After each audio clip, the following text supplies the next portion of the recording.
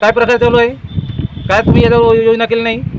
असा आज मी आत्ता फोन लावून माझ्या मित्रासोबत मिलिंद धनवीज आम्ही जे आलो, फोन लावून त्याला विचारलं कंट्रॅक्टरला, तर त्यांनी आता सांगितलं साहेब आम्ही 24 तासाच्या आत ही माती आम्ही हटवणार आहोत आणि इथे हे जे जे आता तुम्हाला दिसत आहे हे 2 दिवसांपूर्वी 24 तासानंतर तुम्हाला दिसणार नाही असं त्यांनी आश्वासन दिले आहे. म्हणजे शोकांतिका अशी आहे की मी चंद्रपूरहून येऊन त्यांना इथे जॉब विचारू शकतो कंपनीला. माझे मित्र मिलिंद धनवीज यवतमाळवरून येऊन सकाळी आज त्यांना आम्ही जॉब विचारू शकतो. मग इथले पदाधिकारी झोपले आहे का? इथले आंबेडकरी समाज झोपला आहे का? यांनी हा प्रश्न विचारायला नाही पाहिजे यांना. एवढ्या दिवसापासून इथं माती असे पडून आहे अवैध. आज एवढ्या मोठ्या स्ट्रक्चर व नुकसान होण्याची संभव आहे. आज त्या दीक्षाभूमीच्या अंदर आम्ही जाऊन बघितलं, जाड्या लागून आहेत, इथे आहेत. म्हणजे इथला मेमोरियल सोसायटीचे जे मेंबर लोक आहे काय करत आहेत? एवढा मोठा आज आमच्या हा स्थळ प्रेरणाभूमी, ऊर्जाभूमी ही आज जगप्रसिद्ध असलेली रक्ताचा एक थेंब न सांडवता डॉक्टर बाबासाहेब आंबेडकरांनी 14 ऑक्टोबर 19